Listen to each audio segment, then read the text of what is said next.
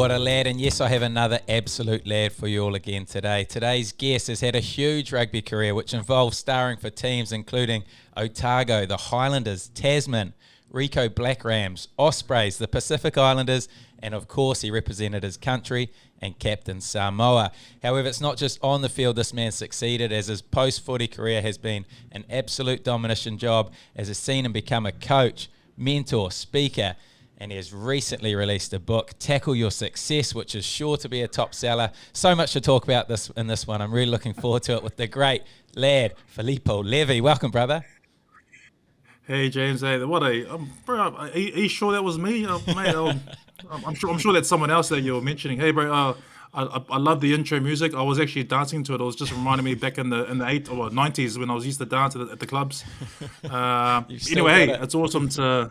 Yeah, well, sometimes, but hey, it's awesome to be on your show. What a lad! So yeah, thank you, mate. Stoked to have you on. Like I said, so many teams. You've seen so much throughout your rugby career and also post footy, and I think you can inspire a lot of people with, especially that post footy transition that you've done. And I know a lot of people in the current climate are in job transitions and things like that. So I think we can get a lot out of your mind.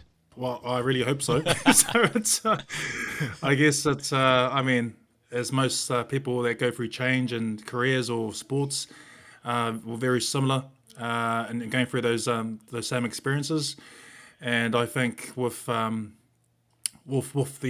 pandemic and COVID, and the ongoing problems with sports and bubbles and the Super Rugby teams going down to Queenstown, which is great for Queenstown and Dunners.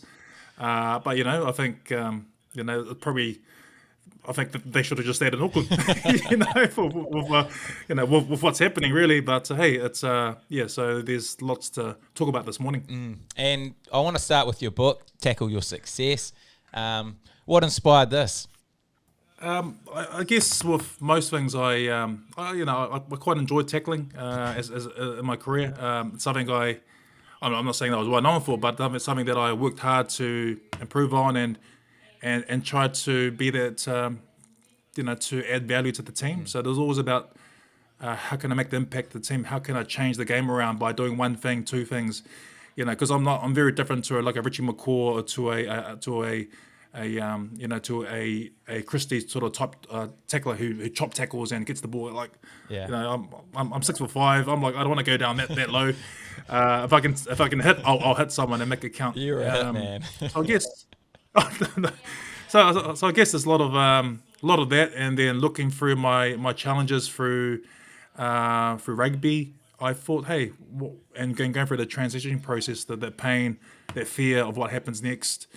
I thought, hey, this is just like rugby. This is going to a professional, you're going to a new team, a new corporate team. You're going to these people who are different to you, who challenge you, because I'm working with women, people from different religions, different ethnicities, because in rugby it's mainly, it's mainly Pākehā, Pacific Islanders, Māori, that's the majority ethnic makeup. But when I work in the corporate environment, it was mainly people from Southeast Asia, India, China, Philippines, so the Americans, and so you gotta, So I thought, okay, I needed to go through this process, and by doing that is to go through this tackle process, and I thought, hey, I'll call it Tackle Your Success. How do you become successful after sports? Because it's not easy, but like sports, there's a process to it. Nice, I like that.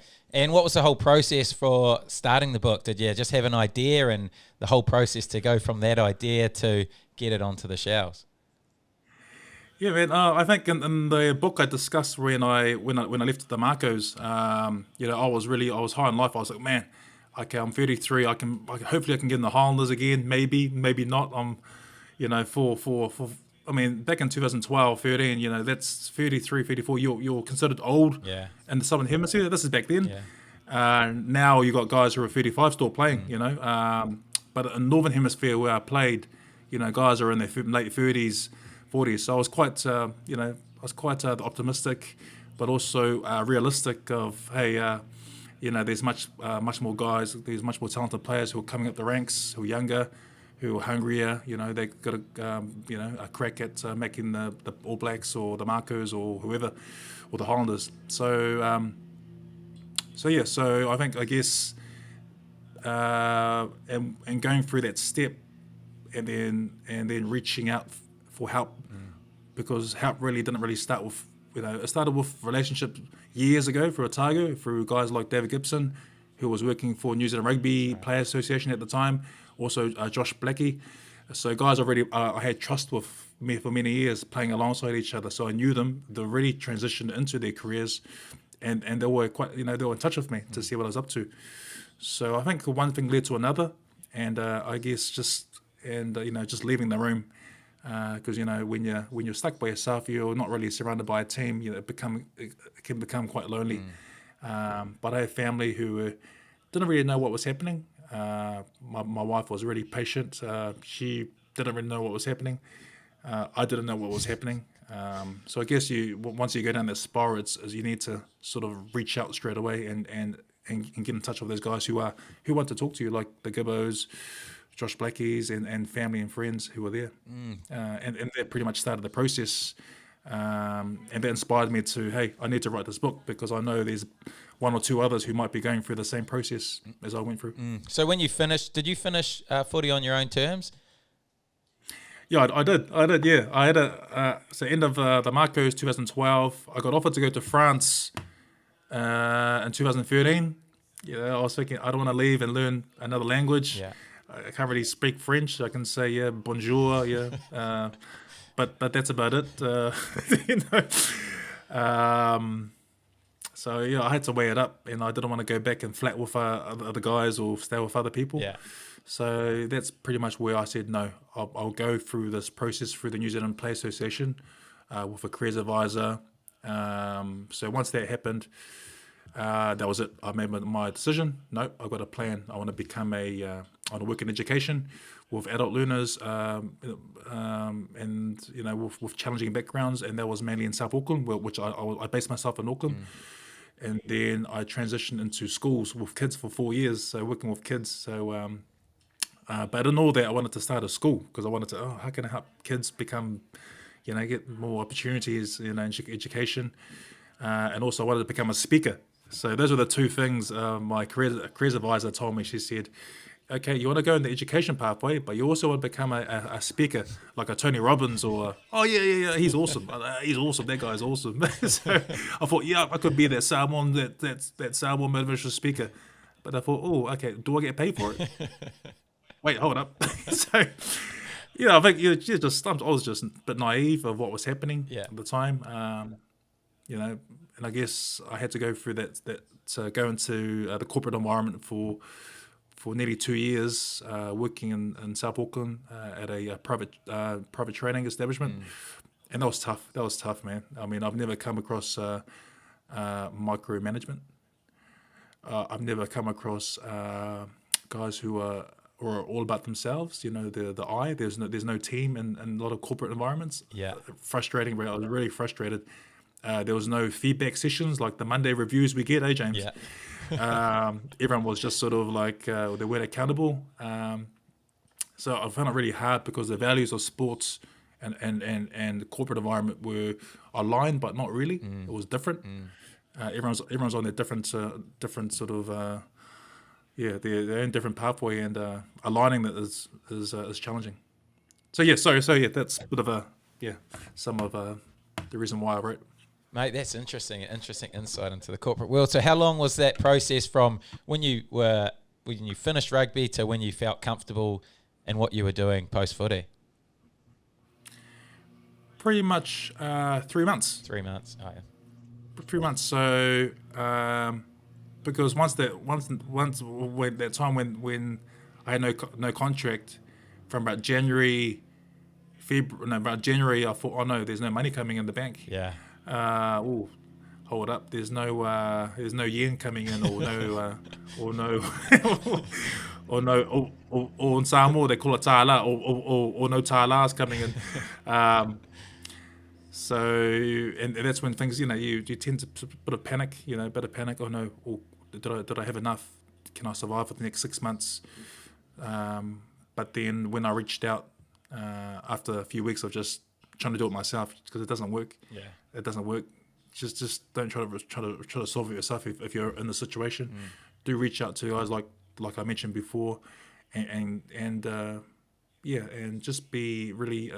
It is a vulnerable time, and it is hard for many. I'm not being stereotypical, but males to reach out and speak up and ask for help. So that's the challenge that I had, but I knew I had to do it, because if I didn't, things would have went spiraling out of control.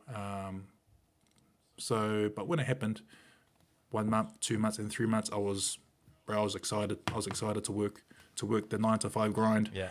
I was just going every day to practice every day. Yeah.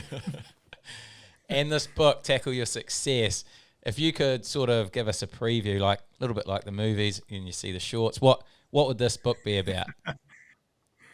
Well, I'll give you a wee little look. So that's wow, the book look at it. here. It's beautiful. Yeah, mate. So that's the front cover. That's a bit of the bit of background on what I have, a bit about me and what I'm about now. So pretty much I have I've sort of throughout the book I've mentioned about sort of 7 truths of a professional rugby player. Some 7 truths that you will know, James, and I wrote it last year. And it went quite viral, and I think Marty Banks, I think he shared it, and I thought, okay, cool, I might use it because it was trending on Facebook and Instagram, so I used that as a subtitle just here. Yeah. So that'll be quite interesting. And if I was looking at some of those truths, I'll give you probably 1 or 2, or maybe 3. I'll read the book. Audio book. Audio. Amazon audiobook. So I think I'll give you the first 3. So 7 truths of a rugby athlete. I mean, you're an injury away from losing your job. 100. 2, your performance is scrutinized daily. 3, you're only borrowing the jersey. 3 powerful ones. Give us the next 4. So next 4? Oh, do you want to, no, sorry, mate. You've got to pay for that. You've got to buy the book. You've got to pay for that, brother. Most things, mate, that's taken me a while to, think about these things, for forward, we're deep thinkers. Very deep thinkers in the scrum, in the lineouts, in the mauls, we think really deeply about these things, James, unlike you backs who just kick the ball and, have your cup of tea. So did you write this yourself, or did you have a ghostwriter, or how did it work? No, pretty much I wrote it all myself. I did get an editor right at the end of the process just to check my spelling, spelling mistakes. But it was an American guy that was my editor. Oh, yeah. So I said, hey, it's New Zealand English. So had to make sure. So if you do see anything that's American in there, hey, it's my bad. I don't want to blame the editor. It's my bad. I'll take the responsibility because I didn't explain or communicate properly. So, had an editor. I had a designer to design the front. So that was a bit of a process. I've also I've got my framework in there, the tackle framework, which I might give you a sneaky look. Can I give you a sneaky look, James? Yeah, of course. Yeah, there you go. Oh, look at that. That's so. There you go. That's it. If you want to see more, you've got to go through me to get it. So anyway, yeah. So a few people have designed it to help me with their process of dumping my thoughts into a nice picture to make it easy. Because like most things, bro, keep things simple, easy to read. So I wanted to write it at a level where people who are 10 to 12-year-old reading age can read it. Yeah. So. As most writers, if you're reading something that's right for regular players, if it's too high level, James, it's academic or anything, it's just too much thinking. Yeah, too much. Just get put off and put it down. How do guys buy it? How do we buy it? Yeah, right. So I'll have an open link next week. So it's open carts. I think next week, 16th of February. So you just need to go to tackleyoursuccess.com. So it's live on the 16th of February. So don't go now because it's not live. So 16th of February is when it's open cart. And and pretty much then you can go order from there. And then so Awesome. looking forward to that, bro. Mate, looking forward to getting my hands on one, and I'm sure most of the listeners are, especially after that little teaser, mate. You've sold that very, very well. Oh no, just bro. I mean, it's quite interesting. I've mentioned a few stories of the Highlanders, Samoa, of Mako's,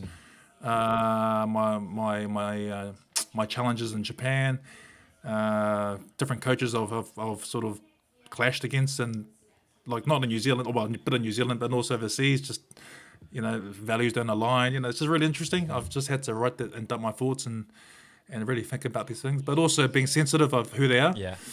And don't want to sort of out everyone out, oust them out. Oh, this person did this to me. It's not I don't want to be like a feel sorry for me book, because it's not. It's not. It's more about what happened, and what did I do next.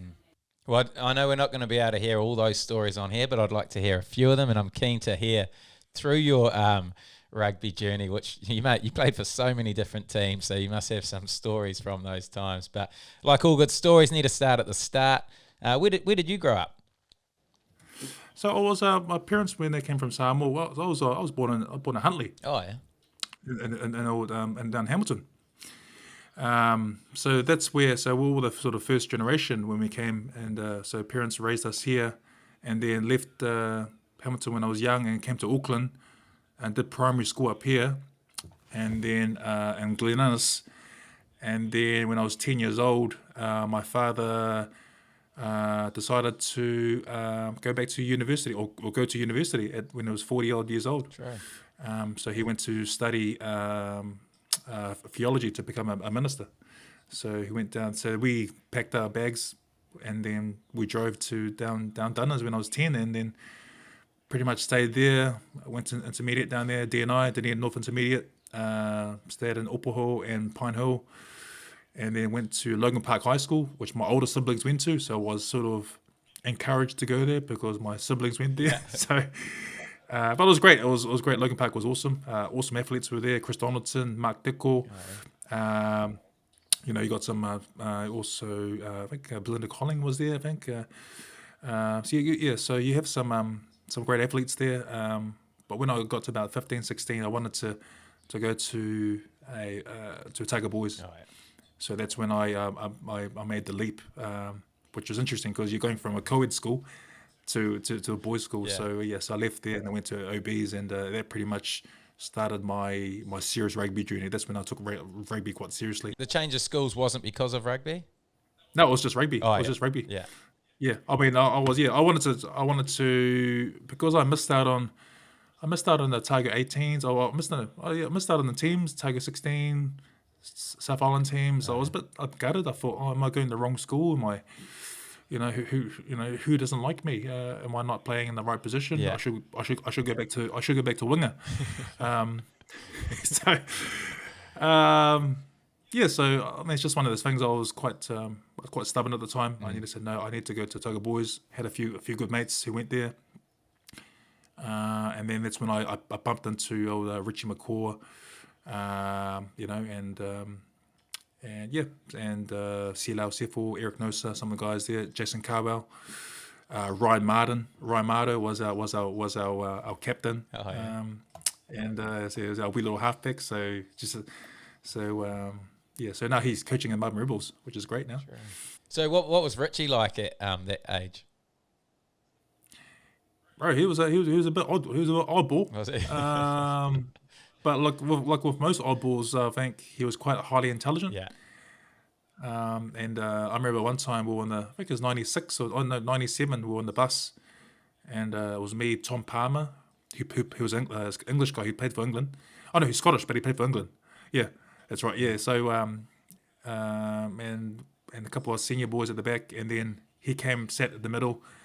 And the guys were saying, "Oh, yeah, that guy, that skinny kid there." So, who? Richie? Yeah, he's like an A+ student. So, A+ in what? A+ in physics. I think calculus and maths and saying A. And then, so I was thinking, man, this is weird. And then and then he played, and he had a great reputation for his work ethic back then, and not surprised of what he's achieved. Because I saw we all saw it at school, because he stole everything pretty much. From the ground up, he'll chop, tackle, steal the ball, and he'll give it to me to run. Thank you. So yeah, it was but we had a great team back then, and we went on to actually to beat the likes of Christchurch Boys, Christ College. Yeah, those guys. We actually had to play Aranoia High School in a South Island schools final. Oh, true.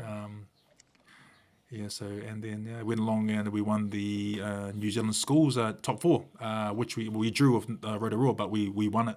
So it's a shared title. So we became the first South Island first 15 team to actually to have that trophy. Crazy. And what were you like as a player? Bro, I was quiet, pretty much. Massive? Pretty much, I was pretty. No, I don't know. I'm not sure if it's massive. I just. I played number 6. I was flanker, blindside flanker. Yeah. So Richie was 7.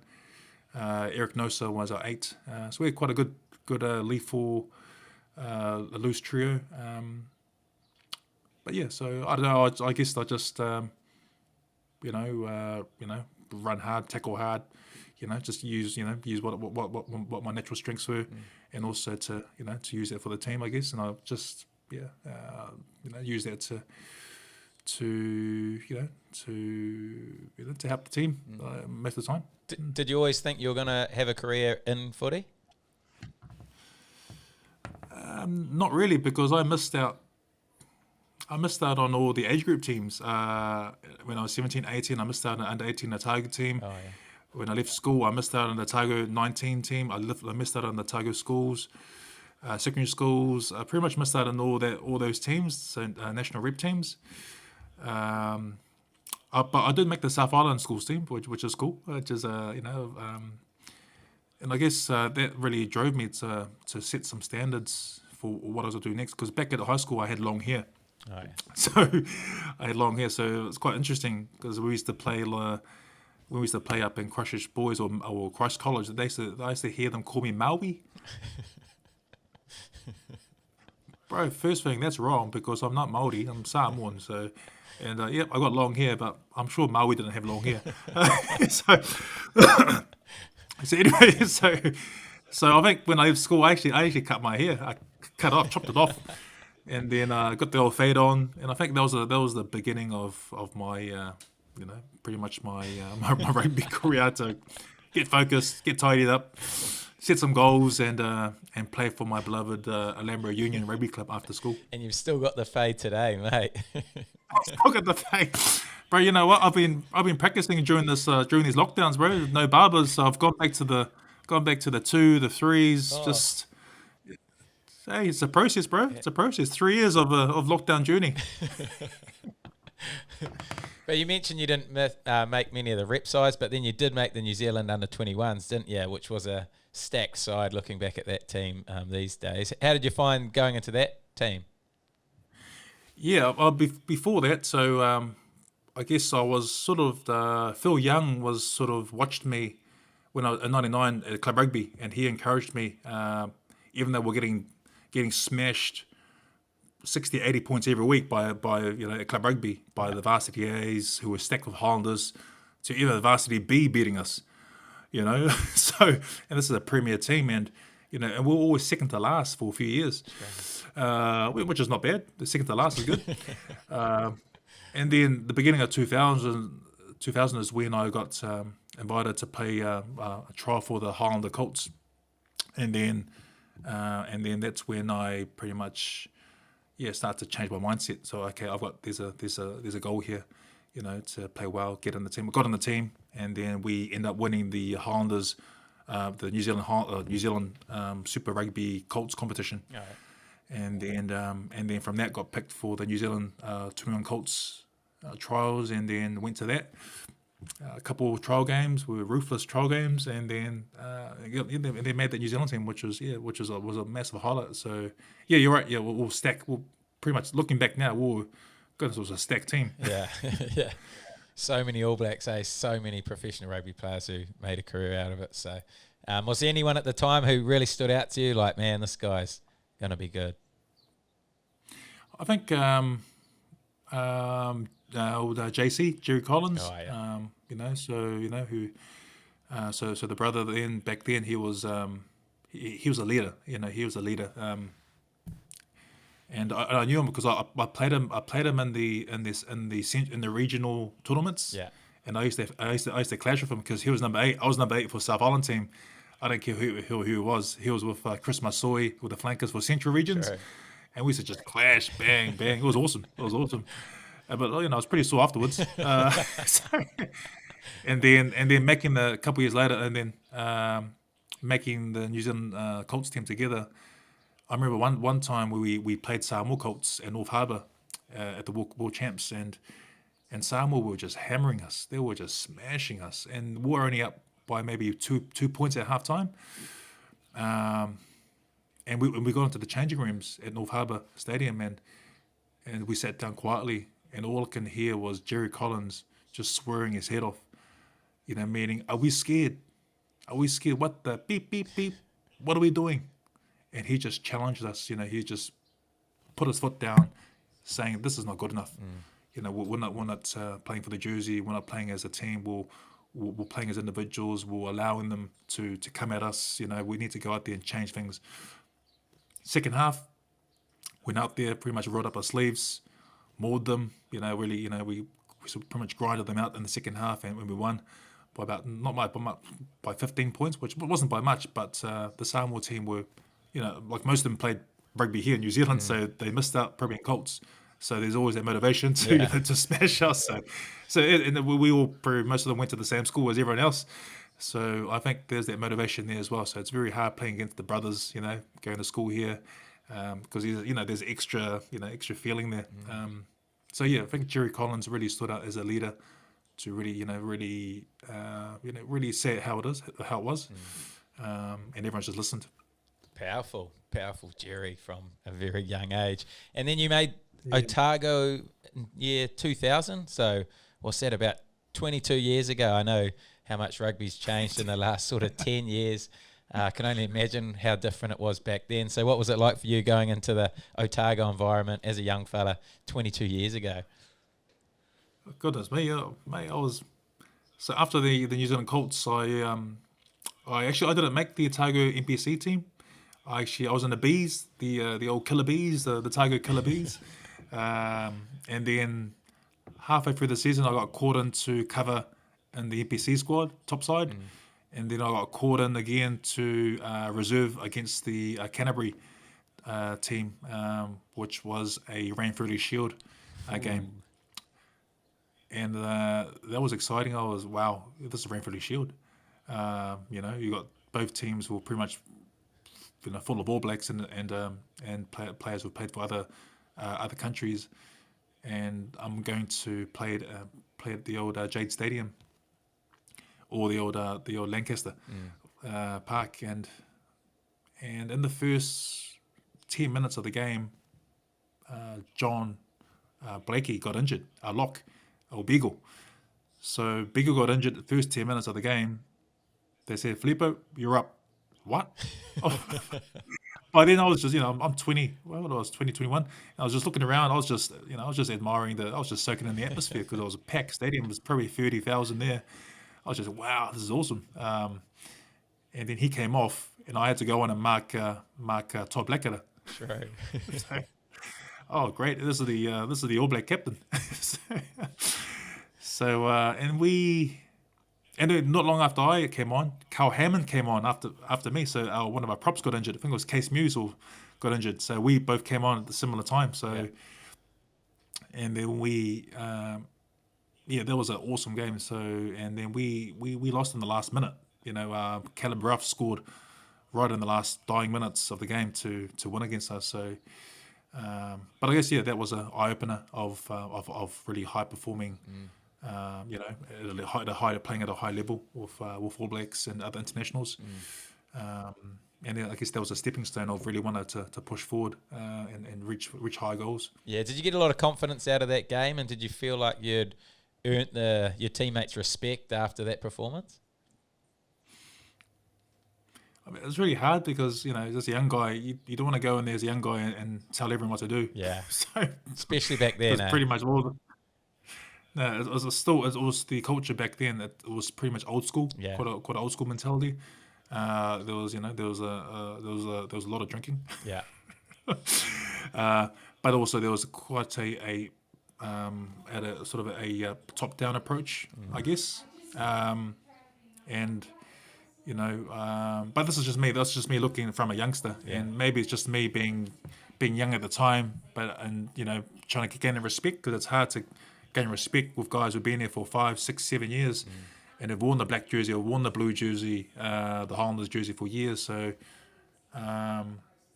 yeah, so it's I'm not sure if I answered the question, no, you did. but yeah, Were there any players who made it difficult for you or made it easy for you, sort of took you under their wing, or guys who were just like, oh, being nightmares to you, making it really difficult? Hey, I do remember Brownie. I'm not sure if Tony Brown knew. Oh, yeah. Knows this. I got caught in the Highlanders in 2001. I was in the Highlander under 23s. I gutted. I was gutted didn't make it, but hey, I've got to go through that pain. And then I got caught into the Highlanders for the last sort of few weeks, and I went to the first training, and I had to hold the bags, and Brownie was getting into me. Yeah, he was just he was trying to smash me, and I was thinking, I was just going sort of. I don't want to go too hard on him, because he's the so-called komato, Yeah. the okoro, So as a young guy, gotta be be humble and be respectful of your elders, and like, okay, I'll let him I'll let him have this. But I yeah, I mean, he's like Brownie, he's highly competitive, so if you're not there 100% mentally, physically prepared for what's going to happen, then yeah, watch out. So that's something that I learned to make sure I come prepared. Yeah. Most of the time.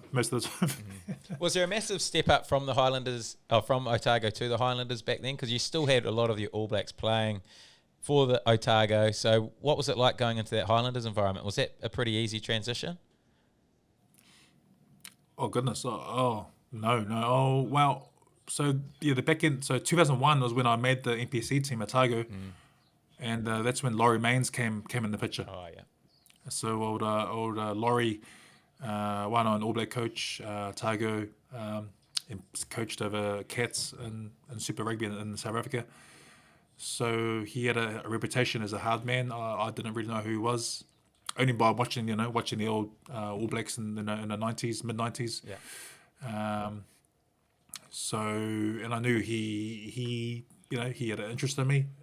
He knew what I did in the Colts, which was good. He knew a bit of my background, and he sort of molded me into that player that he wanted to be in 2001. So, which is that be that sort of that tie headlock, someone who can who's able to have a high work rate, is able to use power, strength, and do my job, to do the simple things well, I Yeah. think. And on top of that is ensure that you're fit. So, and when I say fit, there's a different level of fitness for Laurie, and I think one of the and he was known for in the All Blacks is for his 150-meter sprints, which I came accustomed to for a couple of years. So so I guess that was the biggest thing for him. Aerobic capacity of players, to have the aerobic capacity to last the distance and more, but also the mental toughness at the same time. As a young player, looking back at it, I can see what he was trying to do. Really old school running, and it worked because we were always in the top four, we were always making finals, but we always came against the Crusaders, and the Crusaders always had that bit of X factor. They always had that 1% difference where they could win in the last 5-10 minutes or get a penalty, which was something that we were trying to learn as a group and a culture. So yeah, it was an eye opener going into that Super Rugby environment, because Laurie wanted high standards and his pretty much his video reviews, and this is what I actually write about it in the book, a wee bit in the book about it. of pretty much outing guys in video review sessions. Yeah. So it's a bit like KK, James. Oh, yeah. Remember KK or Kieran? Do I what? So when so fast forward years later. So when I was in the Tasman Makos, when KK started doing it, I just laughed because it just reminded me of Laurie. But then when he did it, he'll look towards me. KK will look towards me and Cameron Johnson, and he'll give us a bit of a wink. So here's us in our nearly mid-30s, Yeah. and saying, thinking, yep, we had that. Keep going. So, and in some ways, I think as young guys, I think males, we need that hard line approach. We need the accountability. But now it's coaches now need to have that and adapt to the player. So I think that's what I've learned. Yeah, definitely. You're right. I mean, that hard approach isn't for everyone, but it does definitely work for some people. You hear people's when they look back at their times with KK, some people loved him, some people hated him. It was just depending how much feedback they could handle. I loved him. Yeah. It was awesome. Oh, me too, mate. I found him good value, mate. He would not beat around the bush with telling you how you played, eh? Yeah, I think I think there's a perception that this generation are quite soft, which I don't think that's true. I don't think that's true. It's just that different generations, different technology, different culture, different. The society is changing, people are changing, we're becoming more diverse. So I think the likes of KK, we sort of need that KK now and then. So it's the old good cop, bad cop. Yeah. 100%. It's playing, but also. You look at the great teams across the world to Manchester United, to look at Ferguson's, his successes. And I was watching one of his movie, and he mentions about going really hard on a couple, but then being soft on others who may be the ones who actually cause trouble in the team. Yeah. Because he was that was Cantona. So Cantona, the French guy, so he was highly emotive, stereotypical French, he'll do anything. He would just do whatever he wants to do. But managing that player and that was really tricky for him, Fergie. Yeah. So I think successful coaches, who are able to manage their players, their personality traits, even those who, who are different to others. Who, and now you have. Players who were speaking up more, I think, on social media, which was never there when I was there. It was just back in the day. It was just give me a call. Oh yeah, I'll meet you. I'll meet you at the mall. I'll go meet you at the Spacey Parlour. Yeah, so times are different, but coaches need to adapt. And one thing that it's come up a few times in the questions about your Highlanders career is your incident with Justin Harrison, a fair bit of biffo on the field and post the field, apparently. I'd love to hear the story about this one. No, that was just silly. That was oh goodness, that was the Waratahs 2004, I think. Yeah, 2004. I remember it because I don't get many red cards. That was probably my only red card in my 230 games. Probably one or maybe two, maybe.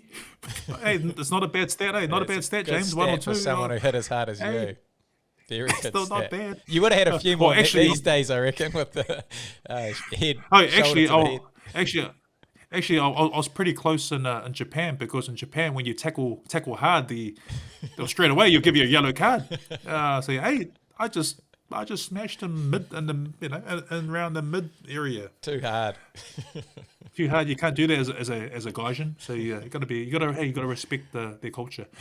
So going back to that question, I think it started in the ruck area. There was a bit of biff and hitting, as forwards do, because you backs just do nothing. Working hard in there, and then something happened. Bit of a grab me, I grab you, and bit of he sort of did this and I did that, and then one thing led to another. Punch. We end up on the ground.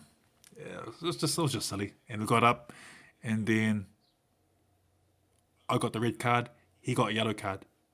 That did not make sense. Did you get him better than No. he got you? Was that why? I don't know. Yeah. I'm not sure. I'm not sure, man. But no, that wasn't. I'm not sure. Maybe I was the aggressor. I'm not sure. I wasn't. I mean, we both ended up on the ground, came back back on the feet, and yeah. Um, and then and that was not the end of the story. Now the good part. How did it The end up good off part, the field? the good part, you'll probably find it. No, it's not in my book. Not in my book. Oh, we've got an You probably can exclusive find on it on What a YouTube. Lad. I think you'll have to go probably find it on YouTube somewhere. Yeah, a couple of things happened after the game. It was a highly emotive game. We were down. We were playing with 14 men for the rest of the second half. Actually, it wasn't the first half, second half. Yeah, anyway, rest of the second half, and pretty much we had them out, and they had a penalty. Matt Burke had a penalty to win the game, about 40 out on the right Yeah. of the post. This is Matt Burke, Wallaby legend, 99% probably, kicker. He can Good stat. pretty much be blindfolded and just throw it over. Anyway, he lines up, and here's me on, just at the bench with my suit. Oh no, if this goes over, I'm gonna feel so, I'll just feel I'll let the team down again. It's like a double blow. I've let them down because I got red carded, and he gets this as like a double blow. So he lines up, and I'm looking at them, and I'm anxiously waiting. Crowd's quiet, and he walks, and he goes through that stroll as you backs do, going to kick the ball, and he kicks it, and it hits the post. Hits the post, and the ball bounces off the post, and then Neil Brew catches it, and he kicks it out. Game over. I ran in the field. I saw Justin Harrison. I gave him a bit of a shove. I kept hooing, and he sort of came to me, and the security guards got in the way, and then a bit of push and shove, and that was it. True. Yeah. So yeah. So I think in hindsight, that was probably a pretty silly thing to do. Don't do that if you're playing right now. If you're in France, yeah, you can do that. That's normal in France. But don't do that. Stay humble. I was just excited. I was just like, oh my goodness, they Yeah. were just the good old the get out of jail card. Oh, 100%. Oh, that's a good one. Love that. And did you ever get close to the All Blacks? Yeah, so I after the Crusaders semi-final, we obviously we lost in the last sort of 10 minutes of the game, and then the next day, pretty tired, with big celebrations the night before, after Super 12 season, and then I got a random phone call, and old John Mitchell, was on the line. So I said, "Oh hi, John Mitchell here." Blah blah blah. I was slowly trying to wake up from my big night. Oh, John Mitchell. So, hello. trying to sound serious. So he calls, and he talks about my season. I went really well, and he said, "Look, we've not picked you for the All Blacks, but we've got you on standby." I said, "Oh, hey, yeah, awesome! Thank you for the opportunity. Yeah, cool." Blah blah blah blah, and then that was it. So back in my head, oh yeah, cool. If there's an injury, I'll be in the team, and I went back on, what was it, the Super Sundays? Back on the Sunday, and then Monday, and then recovery, etc. etc. And then a few weeks later, I went to play for Lamb Union against Green Island, and then I twisted my ankle quite severely. So I went to the physio, Otago physio, and then and at the same time, the boys were saying that the All Blacks have caught up another lock. So I knew with our conversations that would have been me. So I think the lock was Norm Maxwell. He got injured in the 2002 game. So the game coming up was against the Springboks in Wellington. And I'm just taking it from the call when he said I was on standby, that I was the next one to get in. So, so I waited 1 year, second year, 3 years, 4 years, Am I still on Then standby? Bro, it must have. Well, by then, Graham Henry took over. Oh, yeah. So, as most things were, you just go through this. Okay, yeah, you go through this. As most players, they think, okay, what's next? Yeah. Yeah, so I think you got to just find what next. So I always had a vision, to play for Samoa as a youngster. Um, always admired, the 91 team, 95 in the 90s. They were great teams. So spoke to Michael Jones, and then one thing led to another. So I met with him. He had a vision for the team, and then I went to trial for Samoa, and then and that's when that journey started for Samoa. But before that, I played for Pacific Island team Yeah, that's right. in 2004. So that gave me a bit of a sort of view into the international rugby. What was that team like? Because that was teams from all the different Pacific Islands coming together. How did it all work? Bro, I mean, it was a special team. It was just, I mean, I was in my sort of early 23, and all the guys, 80-90% of the guys were playing for Samoa, or for Fiji, or for Tonga. So they've gone through the years of pain, of hurt, of no money, of not getting paid, paying for themselves, the trials, all these issues I was hearing, because it's something I did not experience in New Zealand. Yeah. Here everything. The system here is everything's done. We're professional. Off field is taken care of. 99% of the time. And then players just focus on what they need to do on the field. However, in the Pacific Islands, it's quite complex with the political environment, but also the cultural environment, as well as values as well. So money is not a big driver for players to come back play for the islands. It's because you actually lose money going back. Yeah. Because you pay your airfare, then you have to, you provide for your family. You need to serve your family when you're there. So it's like, oh, do I want to go back this year?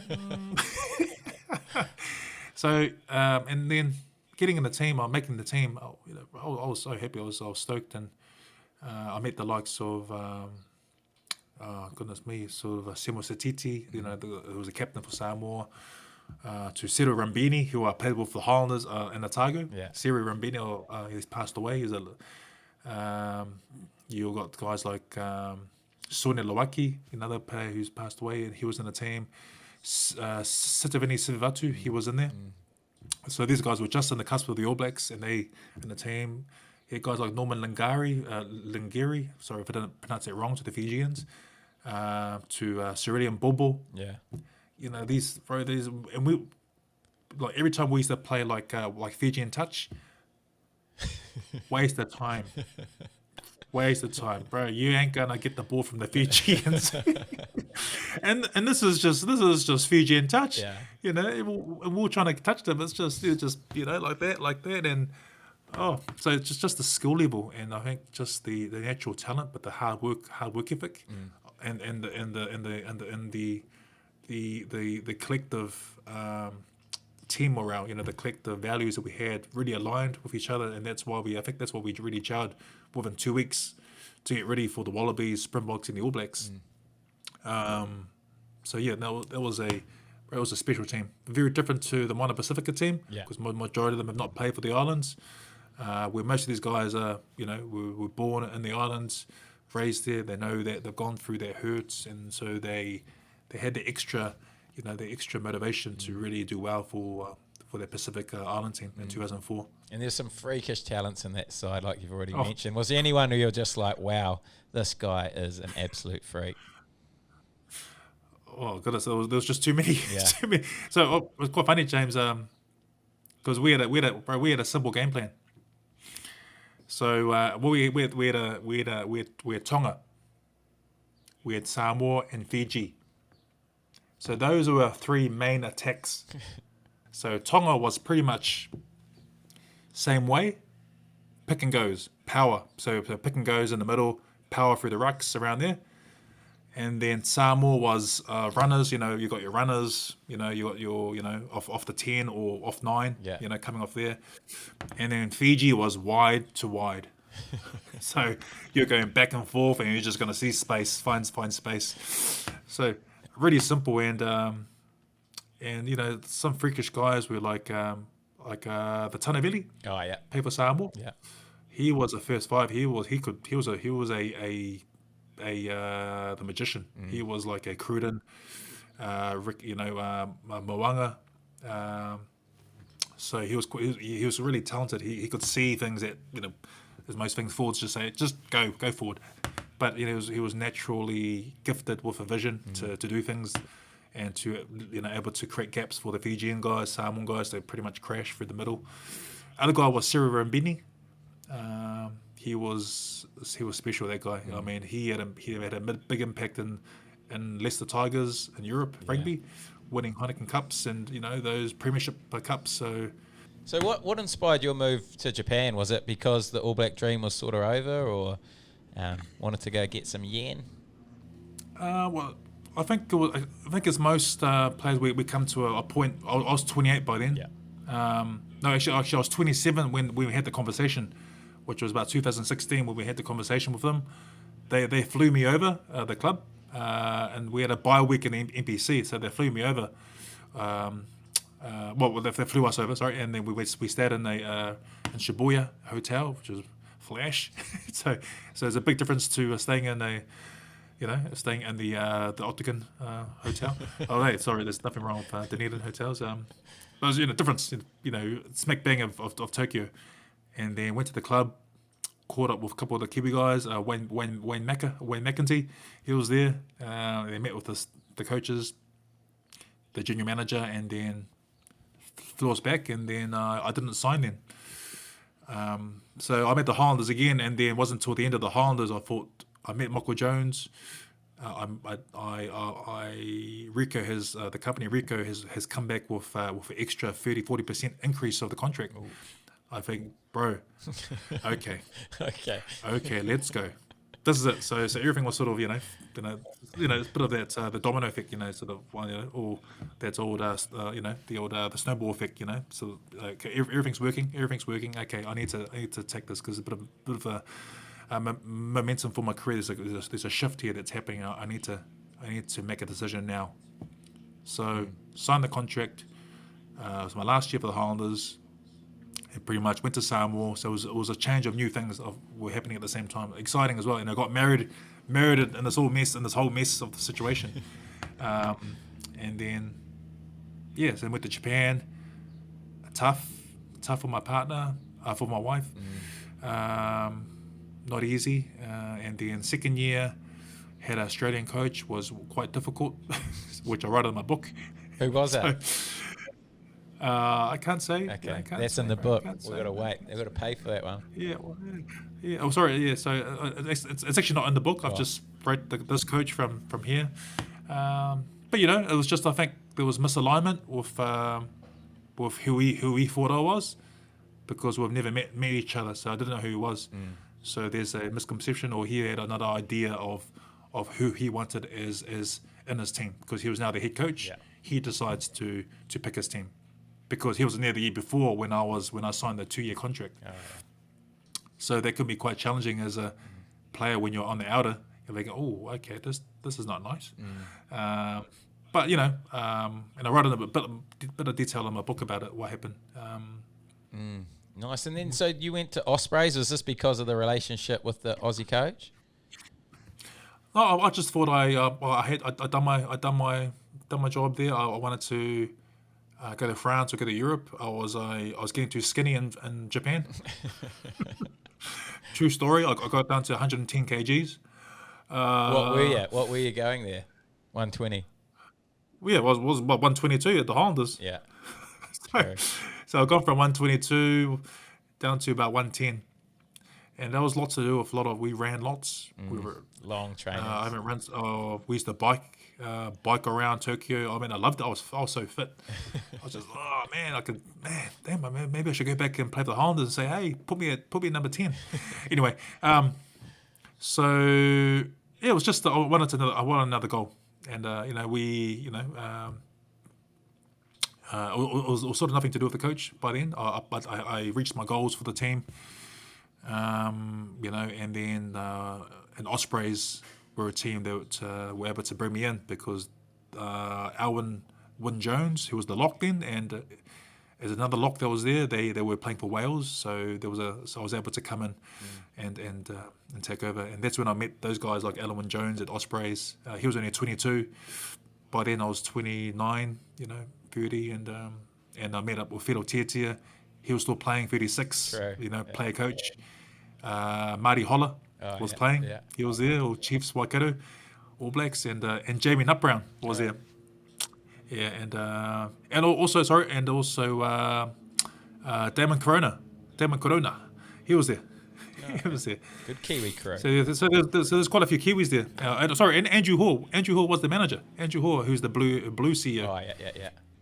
How do you find it? How do you find the rugby, the lifestyle over there compared to Japan? In Wales? Yeah, Wales. Bro, one training,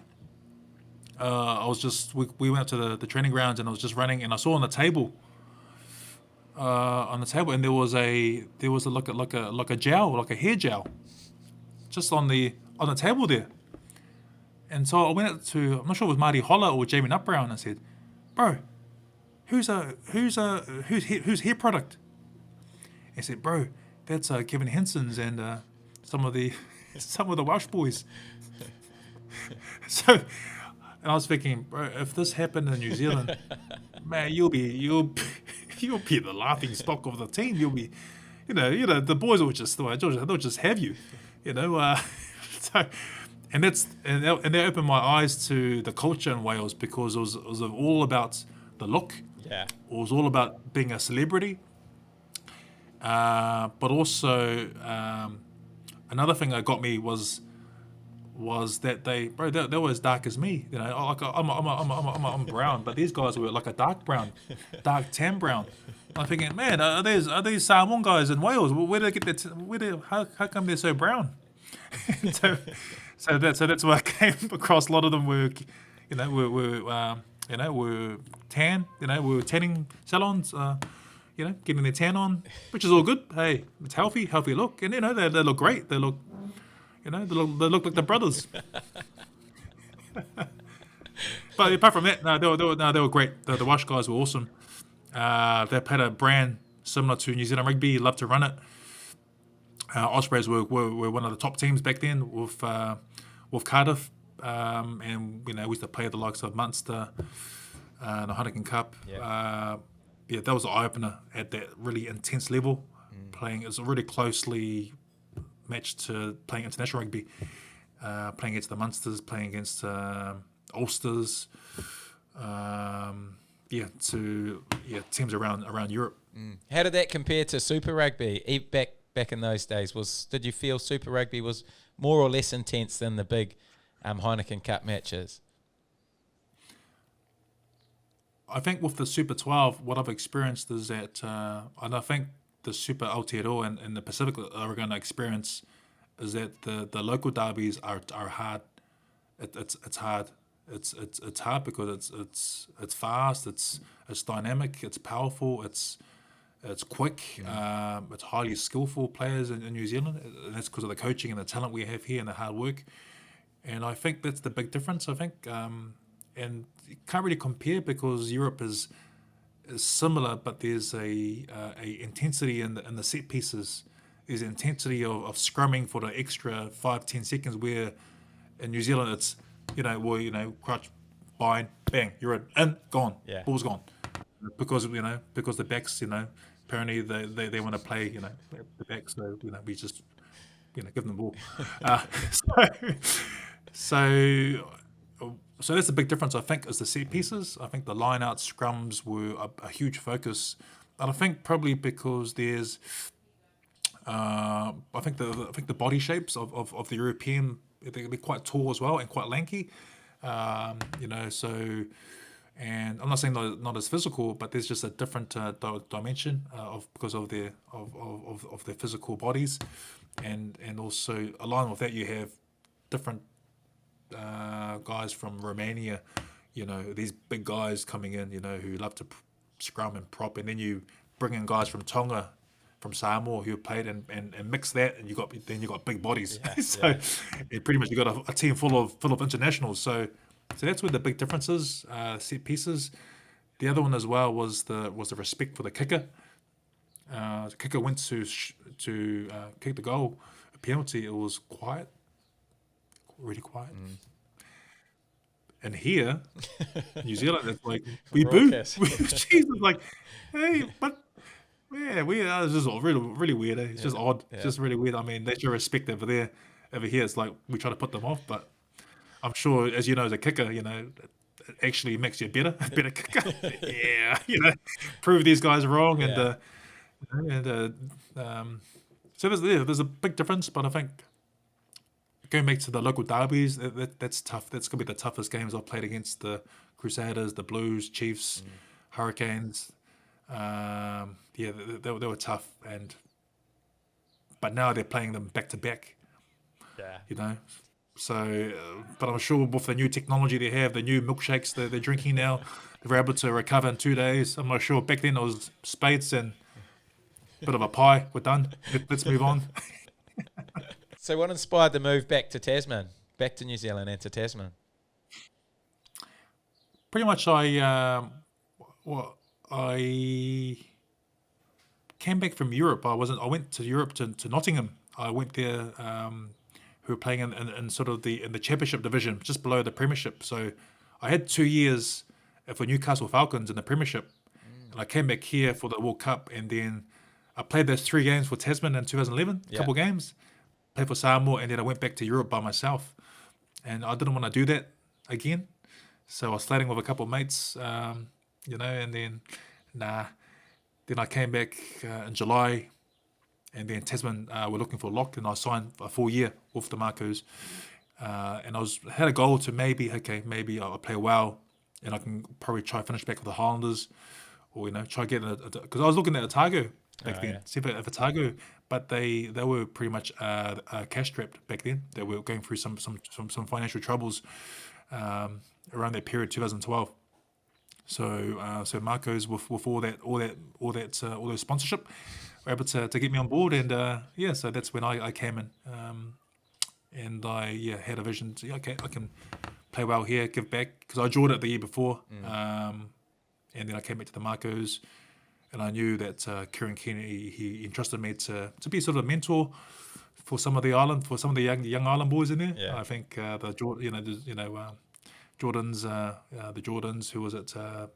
The Big D, Big Tavita, Kevin Barty. Yeah. Tavita, who else was there? Rex, there's Rex. You got Kolomatangis.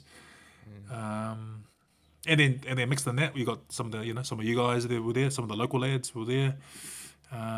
So just I think me Campbell came in as that sort of that try to settle things, for you young fellas. Just I don't know. I guess because we're at a stage of our life that we were okay. We'll give back to the best we can, and then see how far we can go. Well, you've definitely done that. Look at where Tasman have got to since your little stint. What an impact you had. Yeah, no, thank you. I was sort of happy to leave Tasman. I mean, I wasn't happy we lost to Otago in the semi-finals. I was like, come on. But then a year after that, I was driving somewhere and I couldn't watch the final. And then I was listening to the final, and we the Tasman won that final in 2013. I was just over the moon. I was thinking, wow. And then from then on, I've just been following the momentum, the momentum shift, the whole the cultural shift, which I saw. I saw the sort of the seeds were sown, years before that. Before I came, it was sown years before that. But I think the coaches, the leadership board, the CEO, you guys as a team were slowly bringing in a change of mindset. Because I thought, man, you guys are combining Marlborough and Nelson, two entirely different regions, and with massive histories, and then combining that, and I knew there was a massive, a shift to make in terms of the people, to getting their understanding and their buy-in. And I knew that's why we had to play in Marlborough. We knew we had to play in Nelson, because we want to get the buy-in from the locals. We need to gain their trust. And many years later, we've won championships, you've won 2 NPC titles, you're consistently in the top 4, and then you're creating, All Blacks guys who played international rugby for Tonga, for other high, rugby teams. So it's been a something that I'm really proud of to be part of the Makos when I was there. Mate, nice. And what was the hardest thing for you once you left, finished rugby? What was the thing you missed the most? I think as most athletes when they leave, it's being around for your mates. It's just being with guys that can that can keep you accountable. Yeah. Because the guys will call you up if you're being lazy, or if you're not lifting heavy enough, if you're not running your lines, if you're not kicking in the corner, James, if you're not getting your line up ball, if you're not scrumming hard enough, just a lot of those micro details. And then when you leave it, you sort of in the book I write about how I start to reflect on a lot of the values I've learned, and a lot of the values that we have in sports. They're not really common in organizations that you work with. And for us, it's common sense stuff, work hard, sacrifice be selfless, play for your team, play for your mates. And I know, not all rugby teams are the same, not all sports teams are the same, but I think the values are similar, and I think the connection with the people and relationships, that's something I missed, but also having that banter as well, and also it's unique, because one thing I know in teams is that in a circle at the last game of a rugby game, we always say, as this is probably the last time we'll be in this team. This is probably the last time we'll wear this jersey. This is the last circle that we'll be in. This is unique. This is the only circle that's similar today. Next week will be different. Next week. So when you realize that, you understand there's, you don't take that jersey, you don't take it to mean nothing, because for others you're only borrowing the jersey, and that's something I really realised. The uniqueness of New Zealand rugby, of Pacific rugby, and the impact we've had in the global world. Also with coaching as well, it's huge. So I miss it, but what I've tried to bridge that gap is to give back by coaching club rugby. So over the last since 2016, I've been coaching club rugby. Same thing, same alignment, bit of banter, coaches, bit of banter on WhatsApp. Yeah. This. So it's just great, because I think back at the coaches who volunteered their time of hours coaching us as youngsters. Hey, it's about, I think that's part of us as Kiwis, New Zealanders, Pacific people, to give back to what others have done for you. So because we don't achieve anything by ourselves. If you ask yourself, so what did you achieve by yourself? If you really think deeply about that, you actually peel back the layers. There's always someone there. There's always someone there. So I guess giving back for me was to go and coach sports teams, volunteer to coach some at-risk youth. I've done that a few years ago. That was challenging, because they were all just swearing their heads off. So it's like, oh my goodness. But now coaching men's a Prem Rugby in Auckland, which is great. Which is it's competitive, highly competitive. Yeah. And then just managing that in this pandemic, which is quite interesting, and seeing what's happening in the environment. So man. So that's what There's some things that I've missed, but then some things I want to fill that gap to, ensure that, I could still have that something similar, and also to make sure that I'm happy, and part of the well-being is whole.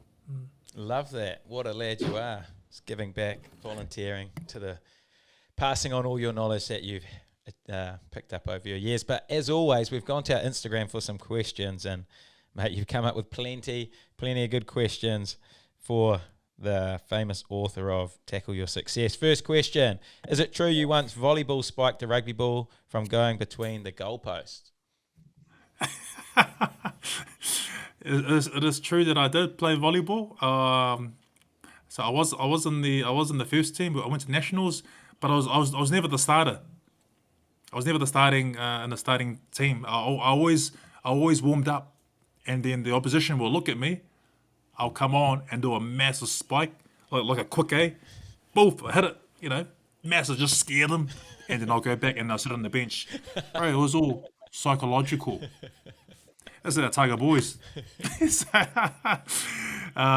so I mean, we had guys like Pelu Pavihi. So he played for Otago, played in France. So Pelu made the New Zealand volleyball team when he was 18. So he was in the team as well. So, but I'm not sure about the rugby ball. That's probably Pelu, probably not me. Was that when you could lift guys up to stop the ball going through the posts off a penalty? Oh. Did you ever do that? Yeah, I did. That was the New Zealand Colts game against England. True. So North Harbour Stadium. So I was just, as a lock should be, they should be standing near the post. Yeah. If you're a lock, make sure you stand near the post, or you get told off by the first five or the coach. So I was just standing near the post, and he kicked it from about halfway on the angle and looked, and I was sort of underneath the post by then. I was looking up. And I thought, okay, I can actually jump up and get this. So I waited, and then I jumped up, and I grabbed it. Oh, I grabbed it, so I tapped it in, got it down, and I looked at it. I didn't mark it. I looked around, and then I just ran about 20 meters. So did you catch it? Catch sort of was right on the bar. So it was sort of like, I don't know. Just say that was the sort of going over, but I sort of got it right at the edge. I wasn't too sure if it was going to hit the bar or not, or go over, but I sort of got it just there. I mean, probably best if you go watch the video clip. I've actually, it's quite funny you said that, because I actually saw it last year on YouTube. Sometime in my older video cassettes. True story. So that happened. I like that. Okay, next one. How often do people mix you up with Ross Filipo? No, actually, when we were playing, when I was here playing for the Highlanders, we did get a bit mixed up. People would say Ross, I know Filipo, Levi, and people started to call me Levi, just call me last name Levi, then Filipo, and then Filipo Levi's playing on the field, Filipo Levi. So it did happen. So people confuse me with the Hurricanes. Oh, you're the guy from the Hurricanes, the Crusader. No. Same color, wrong name. Sorry, bro. Okay, next one. Hardest person to tackle in your career? Probably the Tongans and Fijians. Any of them? Oh, goodness me. It was like a playing against a freight train. So it's like a freight train that's going at 100 miles an hour. Oh goodness. Hardest person to tackle. Oh, I think it was probably Todd Blackadder. Was it? Yeah, Jeez. yeah. Because that game I told you I played I got caught in 2000, and then 2001. I sort of started. I made my way in the starting Otago team, and we played Canterbury in the final for the NPC final, and up in again at Jade Stadium, and so I was marking Todd Blackadder. So there was one time when I knew he was coming around the corner. They had hit midfield, and I knew where he was going, and then he came straight at me, didn't stop. It was just T-bone straight at me. Oof. I was seeing stars. Where? I tackled him. I was seeing stars. So he was. So yeah, as a young guy, then I thought, oh yeah, I can smash him. Yeah. He actually pretty much ran over me. But I actually took him down. But that was sore. I still remember. I can still remember that hit. Another tackle that people want to know about was your big hit on Jared Huata, Tasman versus Taranaki. Oh, no, that was just that was a bit of a fluke. I sort of lined him up from a blind spot. Because if I didn't stop him, then I think it would have been a try the other side. So, and I was sort of out of position at the same time. I was like, doing the old good, what's that line called again, James? What do you call that line when forwards make? What do you call that? What line? There's a line. What's it called? What's it called? Oh, Fat Man Track, was it? That's the one, bro. That's the one. Anyway, So I didn't realize it was him. I just had to stop the ball. I mean, I wasn't going for a big hit. We just sort of collided. Yeah. But then it wasn't till later on in the game he actually came back and he got me right over here. And then I said to him, bro, that was good. Yeah, you got me, bro. Well, nice, bro. So that was just it wasn't intentional. It was just something that just happened. Big body contact. Okay, next one. This one's from a good Nottingham man, Alex Lewington, legend for Saracens. Oh, Alex, he's a winger. Yeah, he said his question is, how good was it playing for Nottingham Rugby in 2011-2012? Oh, bro, that was a Wolf Old Glax. Oh, that was a so that was after the Samoa World Cup. So New Zealand. So now that was awesome. I like the old the greens. Yeah, that was the green machine. And it was good. There's a few Kiwis there. Sean Romans was there. Sean Romans was there for a good Otago man, and then Glax, old Glax was there as a coach. That was good. Yeah. So yeah. Hey, so Alex, if you're listening, I hope you're well, mate.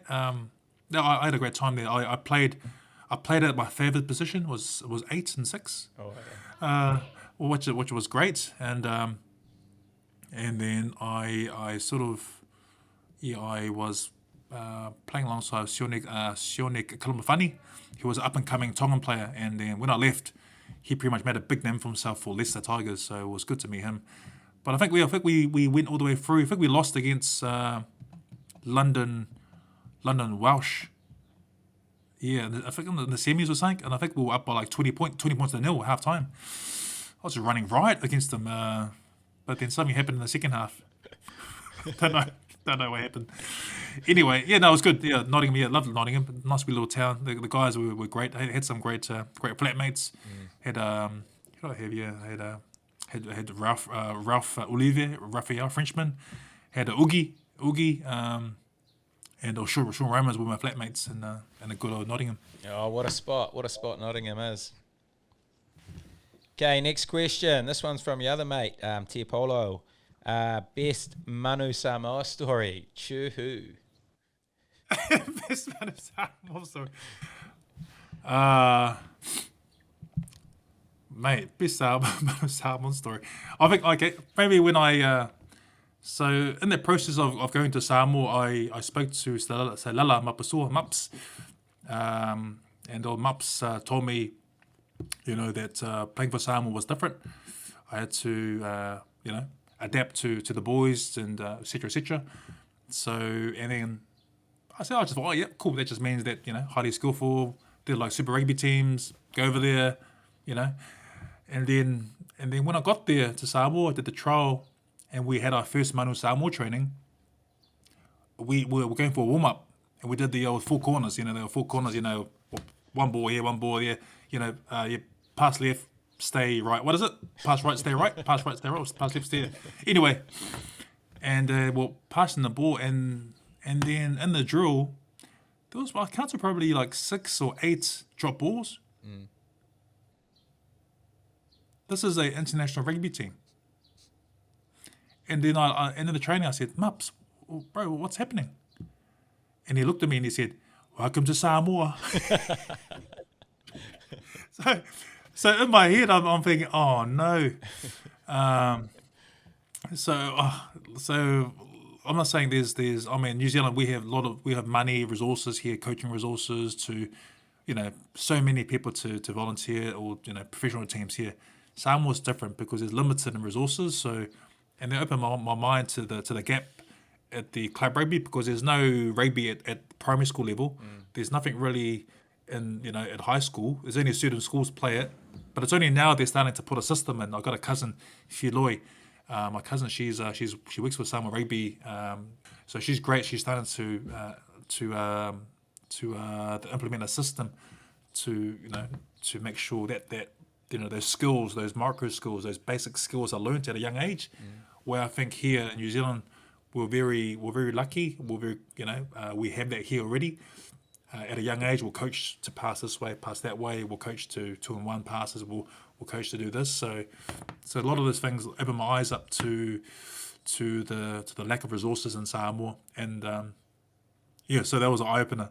Yeah, just them up saying "Welcome to Samoa." It just made me laugh. It's just like, oh my goodness me. Oh, now he's coaching them. Yeah, and now he's coaching them.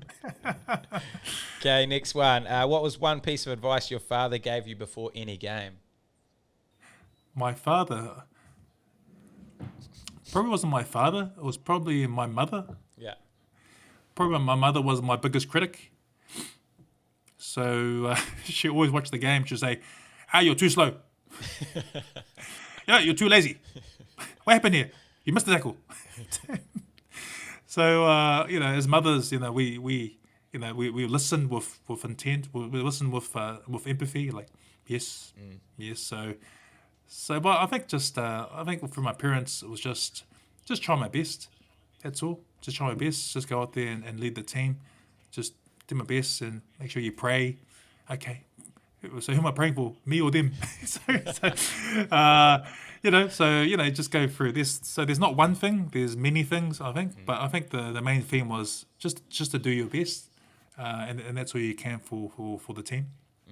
Nice. Okay, last question. It's been good so far. I'm looking forward to this one. Best piece of advice for someone going through a career change? Probably want to buy my book. It's all in there. It's all in there. But hey, look, I think with change and whole disruption, with pandemic, and I think we've all experienced, change in different ways. And through sports will be the same as business. And also, there's a thing going around, this terminology called the Great Resignation or the Great Quit, Big Quit.